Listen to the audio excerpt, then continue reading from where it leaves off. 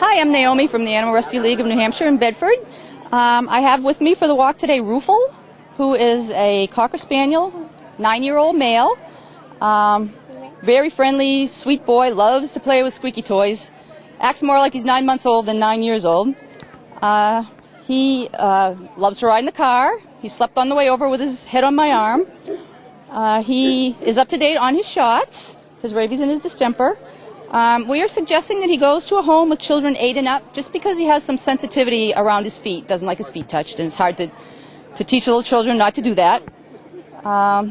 He loves to walk. He's very handsome. He's a fun guy. He's a very fun guy. If you are interested in adopting him, he is at the Bedford Animal Rescue League on Route 101 West in Bedford, New Hampshire. Hi, I'm Monique. I'm from an adoption counselor at the Animal Rescue League in New Hampshire, and I have with me Mama, who is a stray boxer who came into us. She was very emaciated, so she's been in foster care for the last few weeks, getting some weight put on her and getting healthy so she can be spayed and made available for adoption. So if you're interested in finding out more about Mama, you can give us a call at the shelter or stop by, and we'd be happy to let you meet her or let you talk to you about her.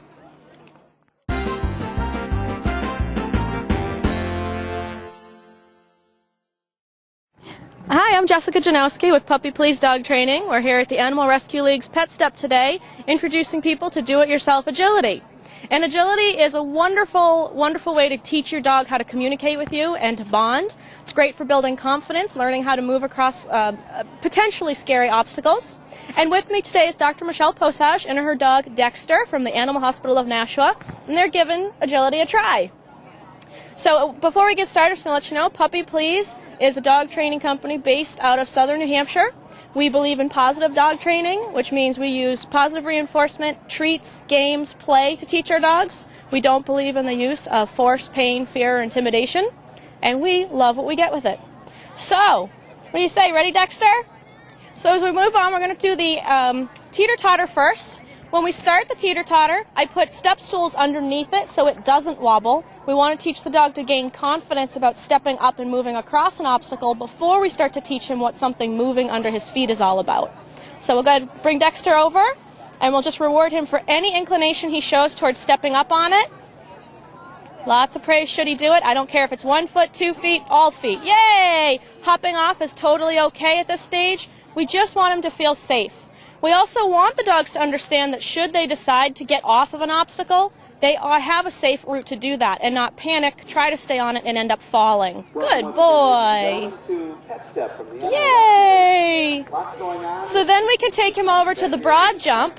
With a broad jump, a lot of times we build up to quite a wide distance.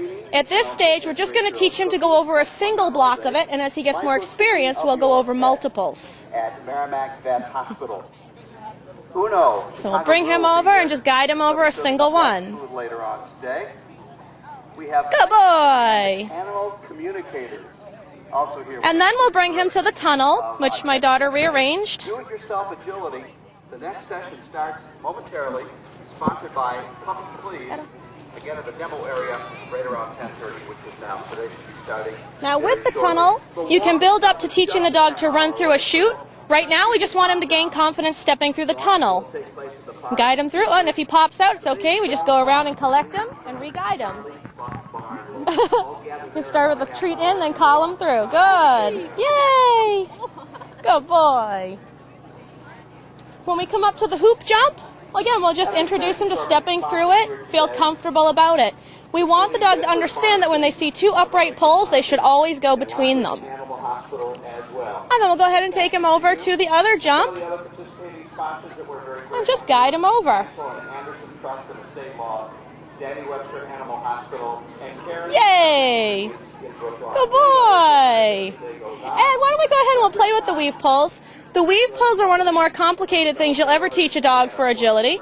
There's lots of different ways to go about it. We're just going to go ahead and guide him through use good body language to help guide him and then push him back through. We always want the dog to enter on the right with their left shoulder approaching the first pole.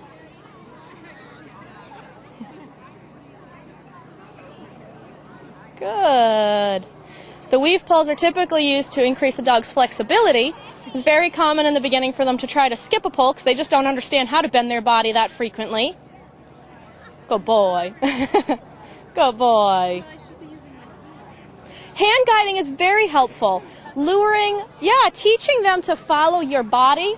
There's some really advanced moves that we teach the dog, not only through the targeting, the hand targeting that you just used, but we also use something called shadow handling, where we teach the dog whatever hand we have extended is the side of our body that they work off of. Some ways that I've worked with that with my dog is I'll have her on a stay, walk away from her and call her to me, and whichever hand I have extended is the hand I want her to come up underneath. It's a really fun way to challenge your dog's mental state and give them something to think about. These are things that you can certainly set up and do at home by using things as simple as bricks with a broomstick on the top of them, using a child's tunnel that you can pick up at any box store, sometimes even on clearance for $5 or $10. I have the little cabana over here that was a child's cabana for the beach that I use for the dogs. Anything you see that you can find a way to incorporate is a wonderful thing. It builds the bond. Each thing you teach your dog continues to teach them something else. No behavior is an island, and this is a great way to incorporate them all. Thanks so much. Well, we're here right now with Mitch Cady and Wynette. Wynette is an arson dog for the town of the city of Manchester. Mitch, I'm going to ask you if you could tell us a little bit about how this whole process started, why the town of Manchester got an arson dog, and maybe a little bit about her background and training. If you could talk about that, that'd be great. Absolutely, Robin. Like I said, this is Wynette, and she's actually what's called an accelerant detection canine. Oh. The proper name is arson is a physical crime. Okay. Accelerant is actually what she's trained to detect. Wynette's trained by the Bureau of Alcohol, Tobacco, Firearms, and Explosives, the branch of the federal government, to detect about 25 different types of ignitable liquids, things like gasoline, paint thinner, lighter fluid, and other things such as that. We got her in 2009 on a grant from the ATF. They trained her, and subsequently I went down, finished out training with her, and she's been in service with us since October of 2009, so almost 2 years. A little bit of background on her. She is a 4-year-old yellow lab. She's an English breed. She's about 54, 55 pounds, so she's on the smaller side, but due to the genetics of the breed. And she was originally bred down in South Carolina to be a service dog for the Guiding Eyes Foundation in New York. When she got up there, they realized that she has a soft trachea, so she can't wear the harness that they need for the sight dog work. And believe it or not, she's a little bit too hyper for what they need. So she had what they call a change of career, and she was picked up by the feds, and they went through and trained her and got her certified to do accelerant detection work. Now, the unique thing about Wynette is she's what's known as a food reward dog, meaning that the only time she actually gets to work is when she eats. Or, I'm sorry, gets to eat is when she works. Oh. So, 2 or 3 times a day, we're out doing training exercises with her if we don't have actual fire scenes to work, to make sure that she gets her 2 cups of food a day, what the vet recommends for a dog her size. So after what we do is basically after the fire's out, the investigators will walk through, and if we determine that the dog would be an asset to the investigation, we'll go through and make sure that the area is safe for the dog to work in, and then we'll bring the dog through and have her search the areas accordingly, whether it's a burned out house, a burned out car, an open woodland, an area, a house, whatever the situation may be. People, she's actually pretty good at searching people as well if, the circumstances arise. And, we'll bring her through, and if she does indeed alert on something, what she does is she sits down. That's it. You see on TV or in real life a lot of the police dogs, they'll bark and growl and snarl and scratch. She's trained in what's called a passive alert, meaning that all she does is sit down. And that's where us as investigators will begin to collect our evidence from and our samples from, that will then get sent up to a forensic lab to be analyzed, and to confirm that there's something in that sample, such as the gasolines, the lighter fluids, or the paint thinners. And then they'll also identify that material for us so that we can use that further along in our investigation to say, yes, this fire was, accelerated by lighter fluid, for instance. All right. Well, thank you so much. Thank you, Wynette. You are such an awesome dog, and I'm so glad that even though maybe she didn't start, she started out as a potential therapy dog. She is doing a great job doing what she does now, and obviously the city of Manchester is very appreciative of Wynette and the job that she does here. So thank you for coming to our event, both of you. We appreciate it. So let me go get the dog and we can get started. So what we have here is I have probably a dozen or so small paint cans lined up, and what this is to simulate is different fire debris that Wynette can decipher the different smells of the burn material and find the cans that have a couple of drops of liquid in it. Instead of, unfortunately or fortunately, we don't have the luxury of setting up a burn simulator and actually burning down a house or burning up a room to work Wynette through. So what I've done is in these small paint cans, some of them have paper, wood, burned up carpet, different materials that may be present in, say, a common house fire. In 3 of the cans, I've actually put 1 or 2 drops of different liquids. I believe I have paint thinner, kerosene, and a lighter fluid-based material on 3 of the different cans. And what we're going to do is we're going to run Wynette over the cans, and she's going to take the cans that have the material in them and alert accordingly to them. So as I said earlier, it's a passive alert, so all you're going to see is her sit down.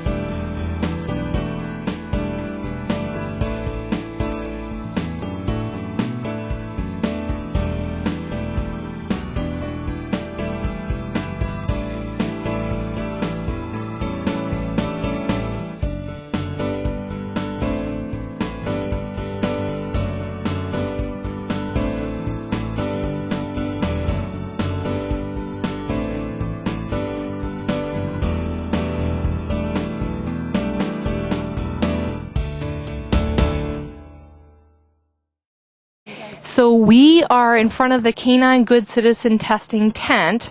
Today at the Pet Step we're doing some CGC testing, and we have somebody who is going to be tested. So this is Goliath right here, and Goliath is a 3-year-old Neapolitan Mastiff. He weighs 150 pounds. He's huge.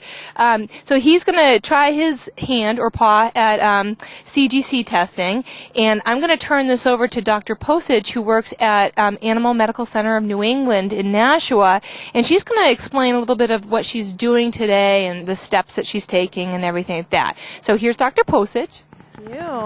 So we are going to test Goliath for manners. We have 10 items on the AKC Canine Good Citizen test. It is a test that owners can take with their dogs to demonstrate their responsibility both in ownership and in training their dogs. We'll start with test number 1, which is polite greeting. 1 is accepting a friendly stranger.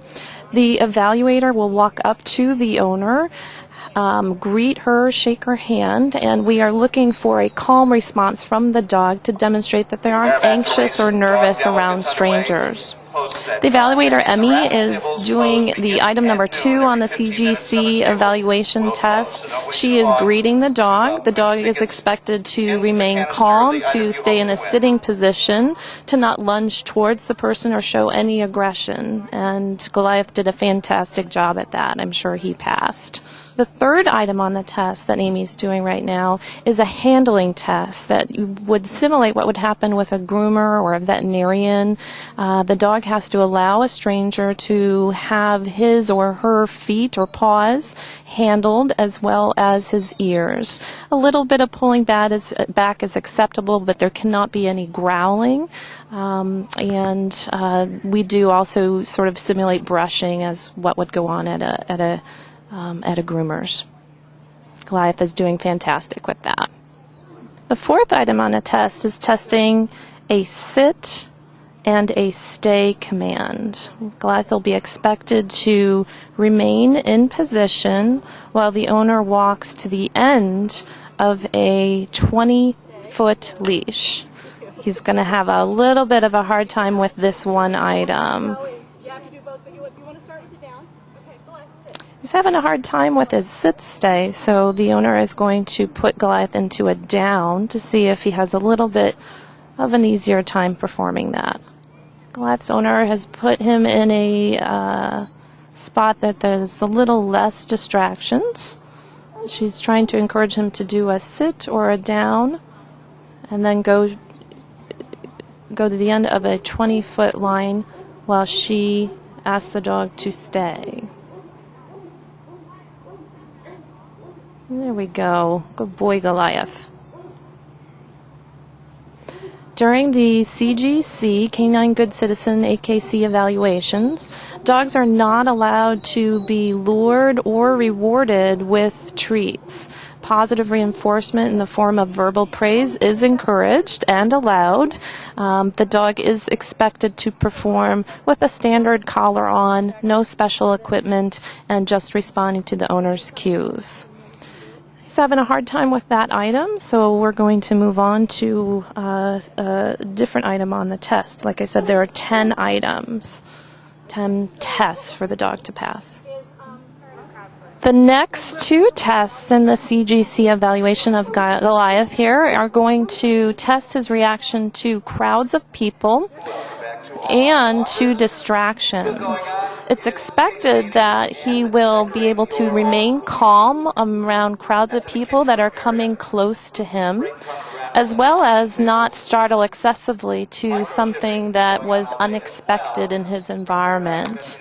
He's doing fabulous. He's not responding to the clapping or the announcements on the over speaker. He is walking calmly next to the owner. That's exactly what we're looking for. They're having a hard time getting him to react. That's excellent. Canine Good Citizen testing, that's going on. This item on the CGC test is evaluating Goliath's ability to walk on a loose leash. We're looking for a response to turning left, right, stopping, and an about face. The dog should be aware of which direction the owner's heading, responding to gentle pressure on the leash, not pulling the owner in any one direction, and stopping when the owner stops. He did a great job with that. The next test on the CGC evaluation is called reaction to another dog. Two handlers and dogs will approach, shake hands, exchange pleasantries, and move on. The dogs are allowed to show a little bit of interest. They're not allowed to approach each other, lunge toward each other, bark, or aggress in any way. And Goliath is doing fantastic with this. He's remaining calm, not showing much interest in the other dog, remaining in a nice sit as the evaluator comes around and shakes the hand of the dog owner. The last item Goliath is going to be tested on is called supervised separation. The handler will give her dog to one of the evaluators and leave the vicinity for a full 3 minutes. The dog will be held on leash by the evaluator. The evaluator is allowed to talk to the dog a little bit, but no petting is allowed. What we're looking for in this evaluation is the dog can be separated from his owner without becoming anxious. We are looking for a nice, calm, relaxed dog during this test. So this test will last 3 minutes, at which time the owner will come back. And Goliath has done fantastic on his evaluation so far, so we expect good things on this test as well. Dogs must be 1 year of age to perform in the CGC evaluations. Mixed breeds as well as purebreds are welcome to be evaluated. If they pass all 10 items on the test, they can receive a certificate from the AKC. certifying that they are a canine good citizen dog. Many therapy dogs must first go through CGC as the first step in their path to becoming therapy dogs. It is a test that sort of shows sound behavior from the dog. Goliath has passed his 3-minute separation from his owner. He remained calm, there was no sign of anxiety, and he's happy to be reunited with his owner. So dogs that perform the CGC evaluation do not fail. They just, if they have a couple items they don't complete perfectly, we advise the owner that they need a little bit more training. They can repeat the test at any point.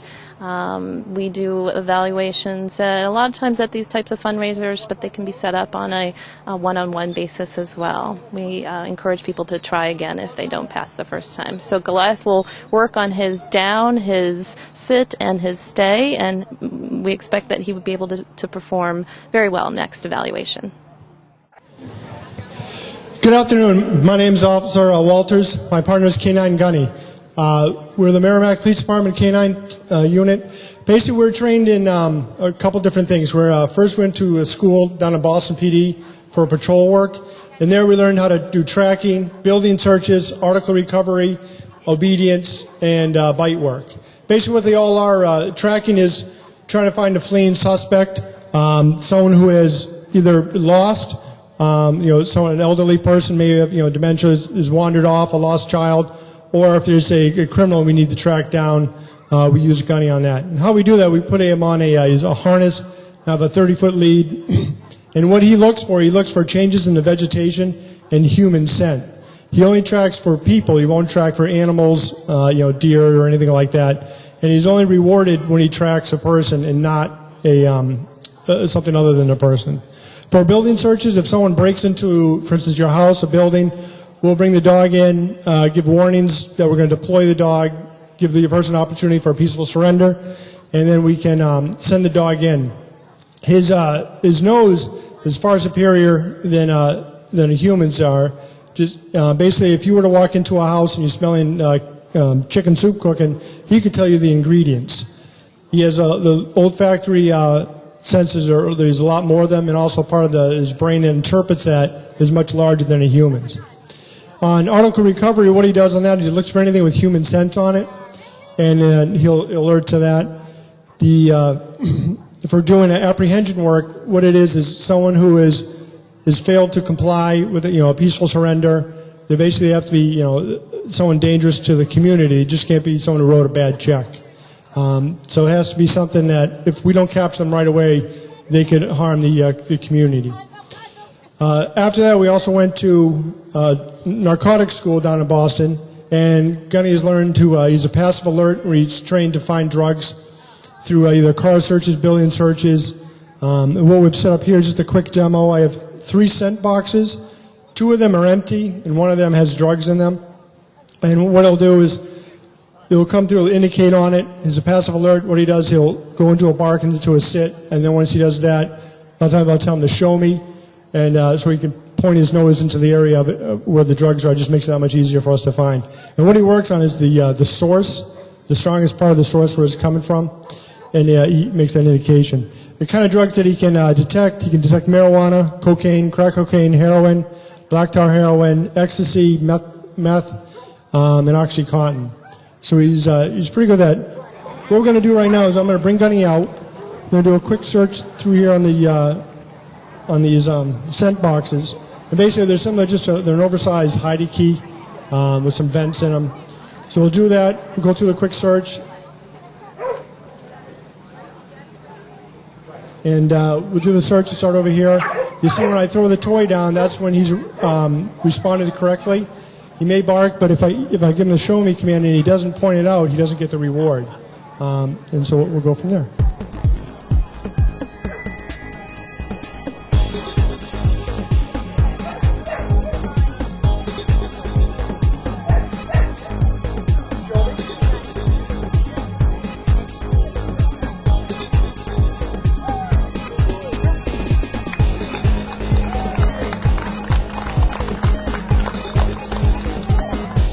Then I'll put Gunny back up, I'll have Officer Lamper come out, who's going to be the decoy for the. We'll do some bite work with him. I'll explain a little bit more when we get ready to do that, and then we'll do that. Some of the things that Gunny's been deployed on, we found quite a few tracks. He hasn't had a live bite yet, and that's because everyone gives up when they come to him. When he starts jumping, he'll start lunging out about shoulder high, barking, and grabs everyone's attention, and they just give a peaceful surrender. They go right down. So it's been ideal. Some people we've had confrontations with before. It helps saving the person we're looking for from getting hurt, the officers getting hurt. It ends up much peaceful resolution. As you can tell, Gunny's excited. He's wagging his tail. To this, it's fun. It's like catching a ball, catching a frisbee. So what we're going to do, I'm going to walk him up to him, show that Gunny has to be disciplined and not bite him, even though he's in a bite suit and he knows he's going to bite him. Then we're going to walk away from him and then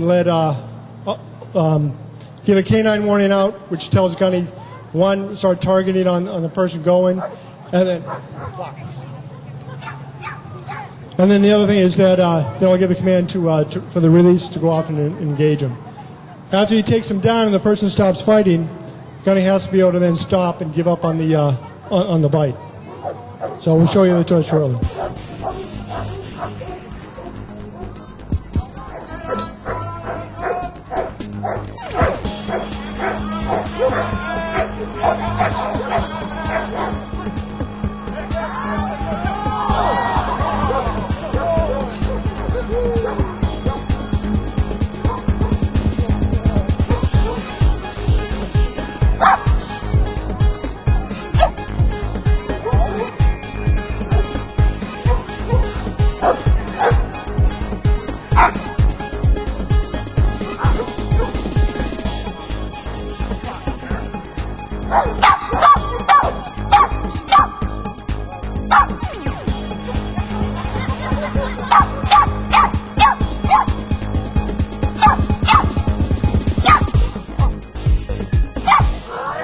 So as you can see, Gunny takes off for the bite.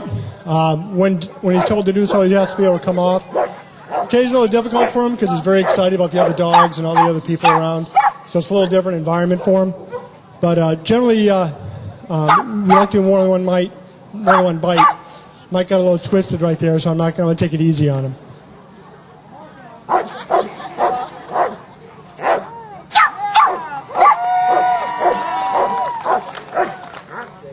All right. Thank you very much.